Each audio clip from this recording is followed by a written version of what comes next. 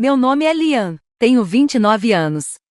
Nos últimos anos, meus aniversários têm sido complicados. Não é nada dramático, nem catastrófico, só complicado daquele jeito silencioso e dolorido que faz você ficar encarando o celular por tempo demais, tentando encontrar sentido em uma mensagem que não deveria doer, mas dói.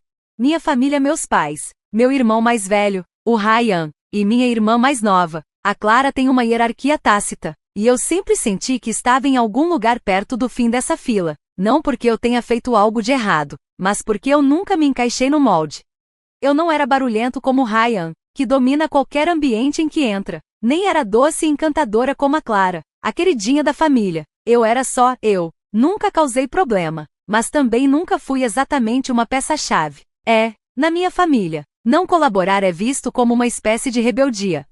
Este ano, decidi tomar a iniciativa e planejar meu próprio jantar de aniversário. Nada extravagante, só uma reserva no meu restaurante italiano favorito, pertinho do Rio. Mandei um convite no grupo da família com 2 semanas de antecedência, e até deixei um lembrete no dia anterior. Simples, né? Ainda me certifiquei de que o horário não ia atrapalhar ninguém. Escolhi 19 horas de uma sexta-feira à noite, pensando que seria tranquilo, que a gente poderia relaxar, dar risada e compartilhar uma refeição como uma família normal. Contei para minha mãe também, só para garantir. Ela teve uma reação neutra, nem empolgada, nem indiferente, só inexpressiva. Vamos ver. Aquele tom que ela usa quando já decidiu alguma coisa, mas não quer dizer em voz alta.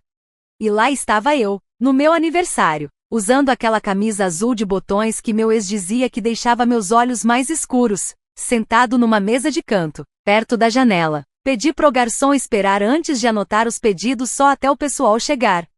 Fiquei olhando as horas, vendo o sol se pôr atrás dos prédios, dizendo para mim mesmo que eles só estavam atrasados, talvez trânsito, talvez tenham esquecido o endereço e estejam dando voltas no quarteirão. Atualizei o grupo várias vezes, achando que talvez alguém tivesse mandado algo enquanto eu não olhava, mas nada. Às 19h30, comecei a sentir aquela vergonha familiar crescer no peito, mas ignorei. As pessoas são ocupadas, é sexta-feira, alguém deve estar vindo. Às 20h, eu já tinha bebido 2 águas e trocado olhares estranhos o suficiente com o garçom para sentir a vergonha dele por mim do outro lado da sala. Dei um sorrisinho e falei: só mais uns minutinhos, eu acho. Ele me respondeu com aquele aceno educado e cheio de pena, do tipo que diz: poxa, que dó. Às 20h20, eu cedi, abri o grupo e escrevi: oi, vocês ainda vão vir? O Ryan respondeu quase na hora, o que, de algum jeito, doeu ainda mais do que se tivesse sido silêncio. A gente fez o brunch sem você, você sempre transforma tudo em algo sobre você. Foi isso, nenhum pedido de desculpas, nenhuma explicação, nem um feliz aniversário.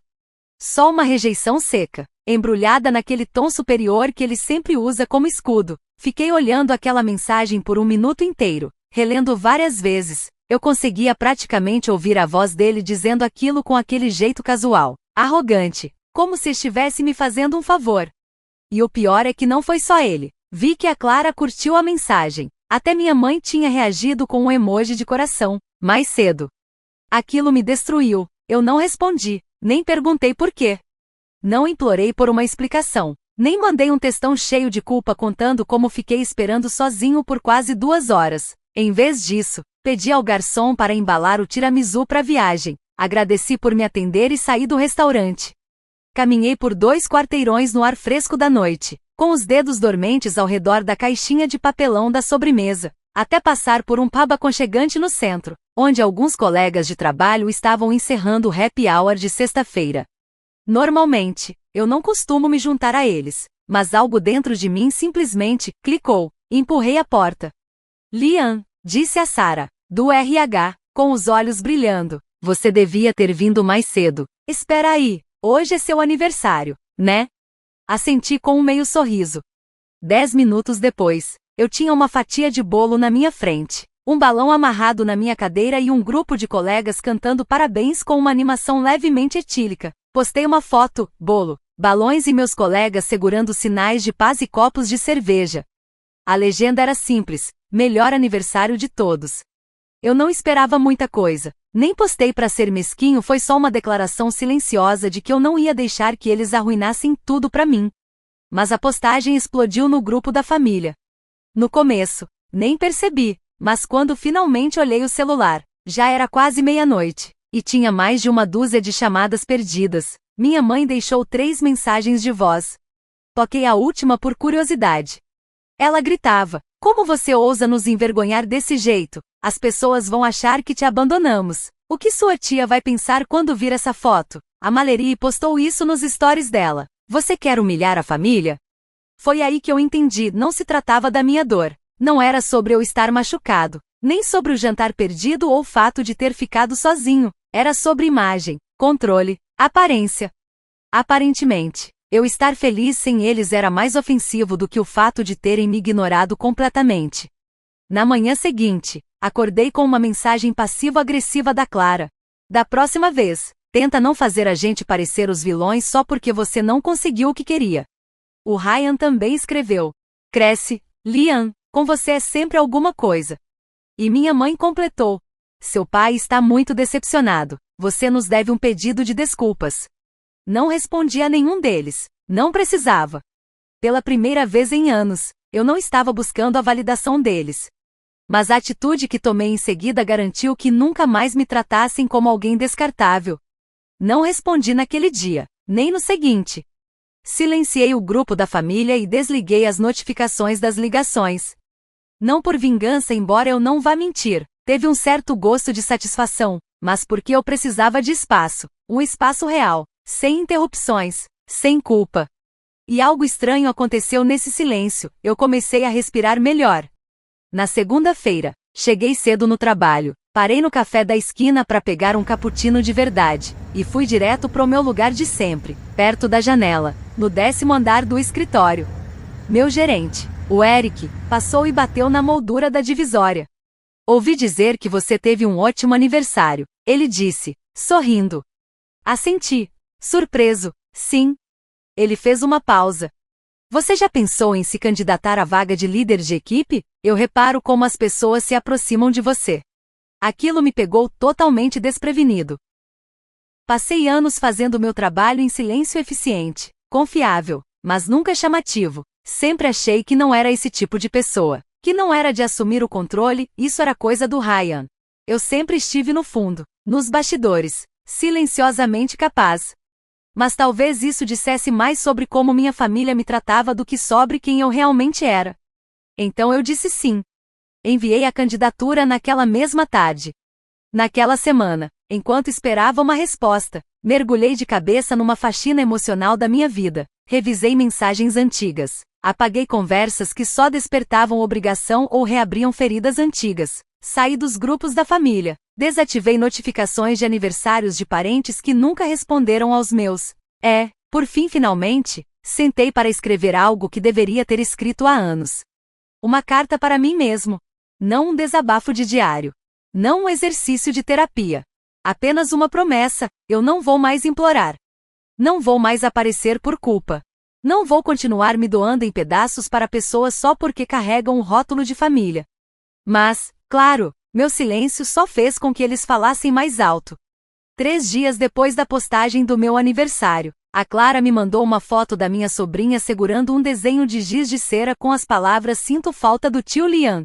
Depois disso, escreveu: "Por que você está nos ignorando? Mas vá em frente e continue se fazendo de vítima, né?"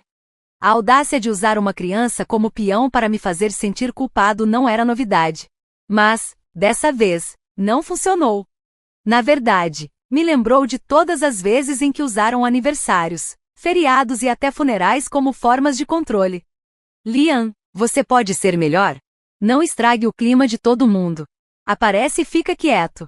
Chega! Ignorei a mensagem. Alguns dias depois, chegou outra, dessa vez da minha mãe. "Domingo, 15 horas. Reunião de família aqui em casa. Precisamos resolver isso." Essa era a ideia dela de fazer as pazes, uma convocação obrigatória, no território deles. Nenhum pedido de desculpas, nenhum esforço de vir até mim. Nenhuma tentativa de reconhecimento, só a velha exigência disfarçada de reconciliação. Fiquei olhando para aquela mensagem por um tempo. Dessa vez, eu não fiquei em silêncio. Não há nada para consertar. Passei anos tentando ser o suficiente para todos vocês. E finalmente percebi que não preciso provar mais nada. Vocês fizeram sua escolha quando ignoraram meu aniversário. Quando me chamaram de egoísta por comemorar sem vocês. E quando tentaram me pintar de vilão por não proteger a imagem de vocês. Querem conversar? Tudo bem, mas será nos meus termos. Esperei por outra explosão. Mas, surpreendentemente, veio o silêncio, nem recibo de leitura. 2 dias depois, o Raya me ligou. Não foi mensagem, foi ligação mesmo. Fiquei olhando pro nome dele na tela até cair na caixa postal. Ele deixou um recado. Olha, cara, a mãe tá arrasada, o pai não tá dormindo. Eles acham que você cortou contato com todo mundo. A Clara falou que você tá sendo manipulador, fazendo a gente parecer mal online. Eu disse que ia tentar falar com você, então considera isso minha tentativa. Mas seja lá o que for essa sua cena, ela não vai consertar nada. Desligou. Sem um pedido de desculpas. Só mais um lembrete de que até as tentativas de reconciliação vinham cobertas de superioridade. Foi aí que percebi, estava na hora de traçar um limite claro, um que eles não pudessem ignorar. Algumas semanas antes, meus pais tinham me pressionado para ajudar com os custos do casamento da Clara. O fotógrafo que ela queria era bom demais para perder, mas também estava acima do orçamento. Eles sugeriram nada sutilmente que eu ajudasse. Afinal, você não tem filhos, nem parceiro, e ganha bem. Na época, eu hesitei, tinha medo de parecer ingrato. Achei que talvez ajudar fosse finalmente me garantir um lugar à mesa. Mas agora, eu via tudo com outros olhos. Então escrevi um e-mail. Assunto: contribuição para o casamento. Olá, mãe e pai. Pensei bastante sobre isso e quero deixar claro. Não vou contribuir para o casamento da Clara. Nem financeiramente, nem logisticamente, nem emocionalmente. Desejo a ela o melhor e espero, de verdade, que seu dia seja tudo o que ela sonha. Eu também não vou. Pode parecer duro, mas considerando como todos vocês me trataram no meu aniversário só porque eu comemorei com amigos, essa é a escolha mais saudável para mim. Você não precisa concordar com a minha decisão, mas eu preciso que você a respeite. Não vou continuar aparecendo para pessoas que não aparecem para mim. Tome cuidado, Lian. Cliquei em enviar e fechei o laptop. Naquela noite, fui jantar com amigos, pessoas que riram das minhas piadas, perguntaram como estava meu trabalho e não esperavam nada em troca, além de gentileza e presença. Gente que abriu espaço para mim sem que eu precisasse me encolher. No caminho de volta para casa, vi que tinha uma nova mensagem da minha mãe. Você deixou claro seu ponto. Conversaremos no casamento. Foi nesse momento que percebi que ela ainda não tinha entendido. E então, tomei uma decisão que garantiria que ela nunca mais me interpretasse errado. Nos dias seguintes, não respondi. Nem abri a mensagem. Meu silêncio não era mais um pedido de socorro. Era um limite, um que eles não estavam acostumados. Antes, eu sempre cedia. Mandava textão tentando explicar como me sentia. Tentando ser compreendido por pessoas que só se importavam com meu lado da história quando ele servia às narrativas deles. Mas dessa vez, não. Dessa vez, eu estava cansado de ser visto como sensível demais ou o responsável emocional da família. Não ia mais implorar por migalhas de empatia. Mesmo assim, eu conhecia bem aquela gente. Sabia que eles não deixariam quieto. E eu estava certo. Clara me ligou na noite seguinte. Quase não atendi, mas a curiosidade venceu. No início, ela estava toda animada, como se nada tivesse acontecido. Oi, provei o bolo hoje. Meu Deus, Lian, veludo vermelho com caramelo salgado. Você tem que provar. Fiquei em silêncio, esperando. Ela continuou, ainda tentando manter o clima leve. Aliás, você viu o link do RSVP? Não achei o seu. Imaginei que tivesse esquecido. Não foi esquecimento. Respondi, calmo. Ela fez uma pausa, quase deu para ouvir os pensamentos girando. Espera, você não vai? Não. Ela riu, incrédula, uma risadinha condescendente, como se eu fosse uma criança birrenta se recusando a comer legumes.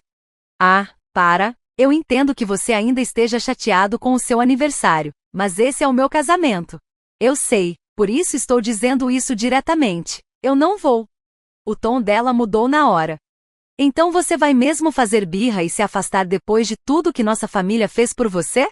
Quase ri. A ginástica mental teria ganho medalha de ouro.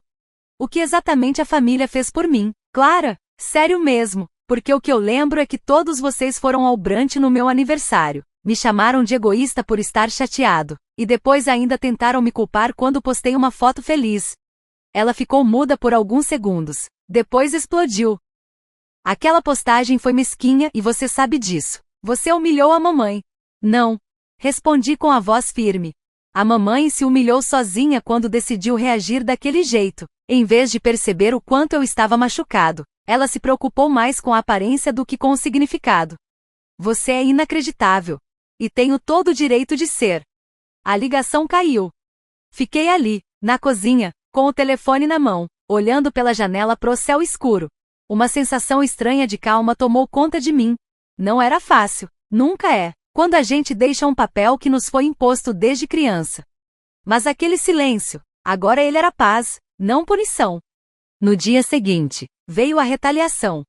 Minha tia, a irmã mais velha da minha mãe, porta-voz não oficial da família em tudo que envolvia respeito e tradição, me mandou uma mensagem de voz com aquele tom de falsa preocupação que a gente conhece bem.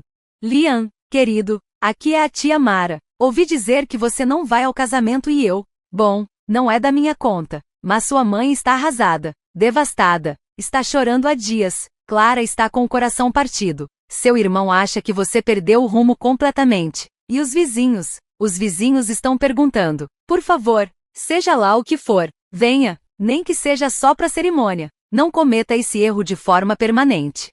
Ouvi tudo. Depois apaguei. Sem responder. O problema nunca foi eles não entenderem. O problema é que eles não se importavam. A menos que isso afetasse a imagem deles. 2 dias depois, minha mãe apareceu no meu apartamento. Sem avisar. Eu só abri a porta porque ela não parava de bater. Bater. Bater. Ela estava arrumada com todo cuidado, como se a roupa certa pudesse tornar aquela conversa mais fácil de encarar. Precisamos conversar, ela disse, categórica. Me encostei na porta. Você podia ter ligado. Você não respondeu. Isso deveria ter te dito alguma coisa. Ela cruzou os braços. Isso está fora de controle. Liam, não sei o que deu em você ultimamente, mas você está agindo como um estranho. Não respondi. Estou agindo como alguém que finalmente parou de aceitar ser tratado como algo secundário. Os olhos dela se estreitaram. A gente não esqueceu do seu aniversário. Só achamos que um jantar grande não era necessário. Já tínhamos comemorado no brunch. Você não me convidou pro brunch, lembrei a ela. Presumimos que você estivesse ocupado. Pisquei devagar. Você presumiu que eu estaria ocupado no meu próprio aniversário? O mesmo que eu planejei com 2 semanas de antecedência? Aquele que você confirmou que ia? Ela fez um gesto com a mão, como quem afasta um mosquito.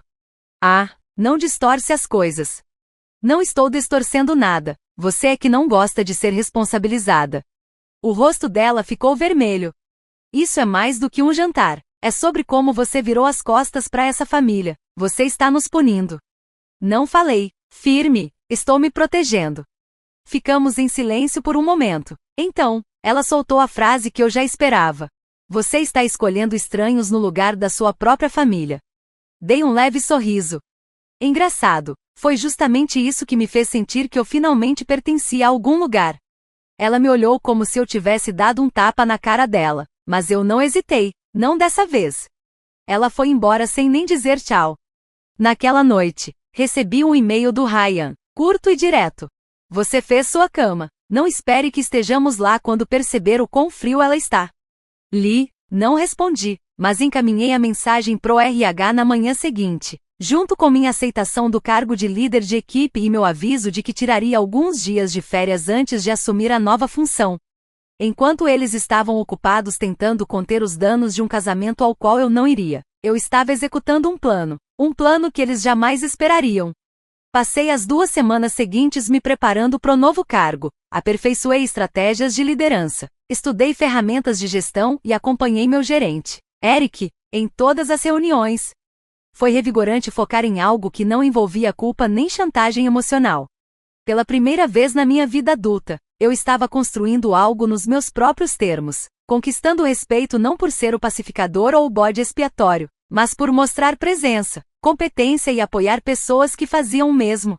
Enquanto isso, o grupo da família seguia sem mim, ou talvez nem tanto, saí dele para sempre, e o silêncio que veio depois foi a coisa mais tranquila que já senti. Então chegou a semana do casamento.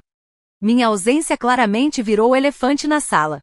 Começaram a chegar mensagens individuais, primos distantes, parentes que eu mal lembrava, amigos de infância, até a dama de honra da Clara. Algumas eram culpas disfarçadas. Você não precisa falar com ninguém, só aparece na cerimônia. Outras, mais diretas. Sua mãe está péssima. Lian, você podia resolver isso só aparecendo. E uma mensagem, de um primo com quem eu não falava há anos, ficou na minha cabeça. Seja lá o que fizeram com você deve ter sido pesado, agora eu entendo. O casamento da Clara foi num sábado. Naquela manhã, acordei às 8 horas com o som suave da chuva batendo na janela. Fiz café. Sentei perto da vidraça. Passei o feed. Vi as postagens das pessoas indo pro evento, vestidos formais e legendas do tipo, vibes do grande dia. Sorri, fechei o aplicativo. Às 10 horas, começaram as ligações, primeiro, mais uma da minha mãe, depois, meu pai, em seguida, o Ryan. E por fim, o empurrão final. A própria Clara. Ela deixou uma mensagem de voz. Quase não ouvi, mas alguma coisa me disse que eu devia escutar. A voz dela estava calma de um jeito quase surreal. Oi, eu sei que você não vai vir, acho que agora eu finalmente acredito. Não vou tentar mudar sua decisão, mas só queria dizer que eu não percebi o quanto a gente fez você se sentir insignificante. Ela fez uma pausa, respirou fundo. Ainda não entendo tudo, mas vejo que você se machucou, e sinto muito por não ter percebido isso antes. Houve mais um silêncio. Enfim, espero que você encontre pessoas que apareçam, que façam você se sentir importante. Talvez a gente não fosse esse tipo de pessoa, e sinto muito por isso também. Ela desligou. Eu não chorei. Também não sorri. Fiquei ali sentado, com uma dor estranha no peito. A dor de finalmente ser enxergado tarde demais. Não respondi. Em vez disso, segui com o plano que vinha montando em silêncio ao longo do último mês. Um amigo meu, o Jules, alguém que conheci na faculdade, estava liderando um programa de mentoria comunitária para jovens adultos que saíram do sistema de adoção. Eles precisavam de ajuda para montar currículos, se preparar para entrevistas e se adaptar ao primeiro emprego. Uma vez, Jules comentou como seria poderoso ter alguém do mundo corporativo ali com frequência. Não só para dar uma palestra, mas para oferecer orientação de verdade. Então, eu fui. Cheguei numa sala cheia de jovens na casa dos 20, a maioria nervosa, alguns mal levantavam o olhar, outros sorriram de leve. Me apresentei. Falei sobre como procurar emprego, o que esperar de uma entrevista, como escrever uma carta de apresentação que realmente seja lida. E então, disse algo que nunca tinha dito em voz alta antes. Eu costumava achar que precisava conquistar o amor das pessoas, que, se eu fosse útil o suficiente, quieto o suficiente, gentil o suficiente, um dia iam me tratar como alguém importante. Mas amor que precisa ser conquistado, não é amor, é controle. A sala ficou em silêncio. Daqueles silêncios cheios de peso, de escuta. Alguém assentiu. Alguém levantou a mão para perguntar algo. De repente, eu encontrei ali algo mais real do que qualquer coisa que já recebi da minha própria família.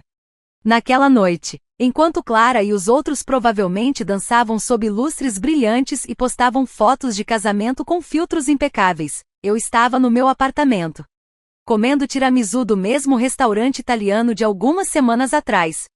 Dessa vez, comi sozinho. Mas não sozinho. Não estava de luto pelas pessoas que perdi. Estava me libertando das que, na verdade, nunca estiveram lá. 2 dias depois do casamento, recebi um e-mail do meu pai. Curto, cortante. Sua ausência foi notada. Você envergonhou sua mãe. Se quiser ter um relacionamento com esta família de novo, cabe a você consertar o que fez. Não respondi. Encaminhei pro Jules com uma anotação simples. Mais uma prova de que família nem sempre é quem compartilha o seu nome. Às vezes, é quem aparece por você, mesmo quando não precisa. Algumas semanas depois, recebi outra mensagem da Clara. Dessa vez, era diferente. Sem manipulação. Sem teatrinho. Apenas isso. Liam, eu sei que te machuquei. Sei que todos nós machucamos. Não tô pedindo nada. Só queria dizer que espero que você esteja bem. Espero que você esteja feliz. Não respondi de imediato. Deixei a mensagem ali.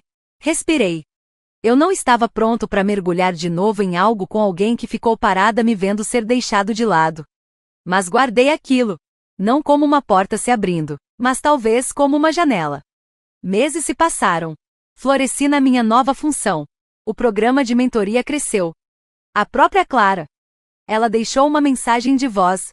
Eu quase não ouvi, mas algo me disse que eu devia escutar. A voz dela estava calma de um jeito extraordinário. Oi, eu sei que você não vai vir. Acho que, finalmente, eu acreditei nisso. Não vou tentar mudar sua decisão, mas só queria dizer que eu não percebi o quanto fizemos você se sentir insignificante. Ainda não entendi tudo, mas vejo que você se machucou. E eu sinto muito por não ter enxergado isso antes. Ela fez uma pausa. De qualquer forma, espero que você encontre pessoas que apareçam, que façam você se sentir importante. Talvez a gente não fosse esse tipo de pessoa. Sinto muito por isso também. Ela desligou. Eu não chorei. Também não sorri. Fiquei ali, sentado, com uma dor estranha no peito. A dor de ser visto, tarde demais. Não respondi. Em vez disso, segui com o plano que vinha organizando, silenciosamente, ao longo do último mês. Um amigo meu, o Jules, que conheço desde a faculdade, estava à frente de um programa de mentoria comunitária para jovens adultos que saíram do sistema de adoção.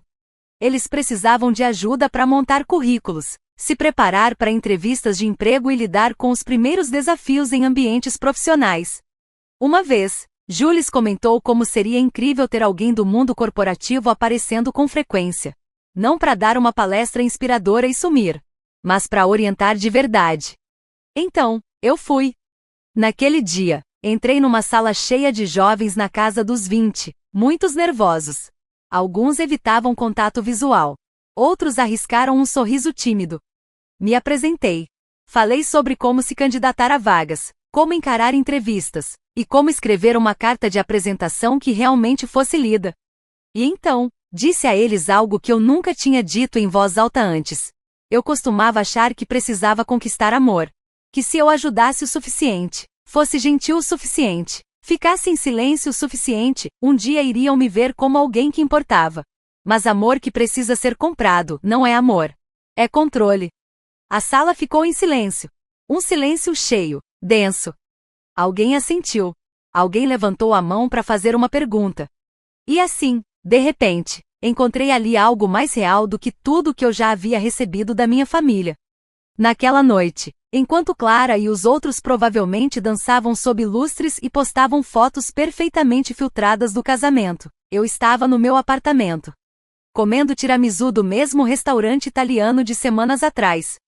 Dessa vez comi sozinho. Mas não sozinho. Eu não estava de luto pelas pessoas que perdi. Estava me libertando daquelas que, no fundo, nunca estiveram realmente comigo. 2 dias depois do casamento, recebi um e-mail do meu pai. Não era longo. Apenas algumas linhas curtas. Sua ausência foi notada. Você envergonhou sua mãe. Se quiser ter um relacionamento com esta família novamente, cabe a você consertar o que fez.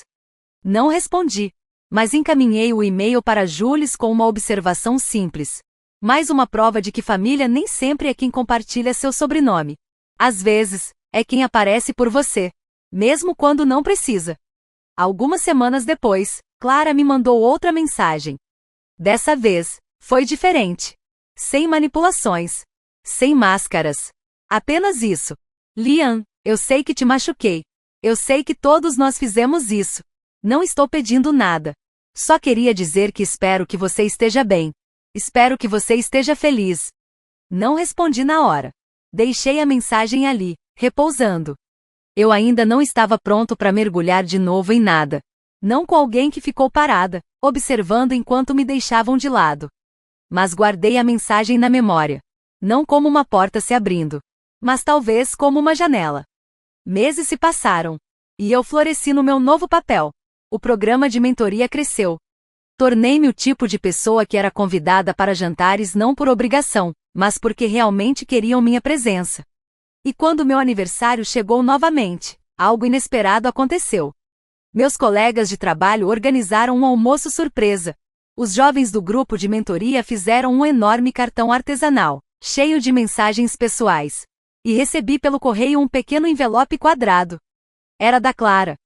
Dentro, havia uma foto nossa, ainda crianças, sentados na varanda dos fundos, comendo picolés. No verso, ela escreveu uma mensagem à mão. Você sempre foi o quieto. Gostaria que tivéssemos escutado com mais atenção. Feliz aniversário, Lian. Espero que este ano te traga tudo o que você merece. Naquela noite, enquanto eu apagava a vela do meu bolo, cercado por pessoas que me escolheram não por obrigação, nem por laços de sangue, mas por afeto verdadeiro, fiz uma promessa silenciosa. Chega de me diminuir. Chega de me explicar. Chega de implorar para pertencer. A partir de agora, eu monto a minha própria mesa. E só convido quem traz mais do que expectativas, quem traz presença, verdade e reciprocidade.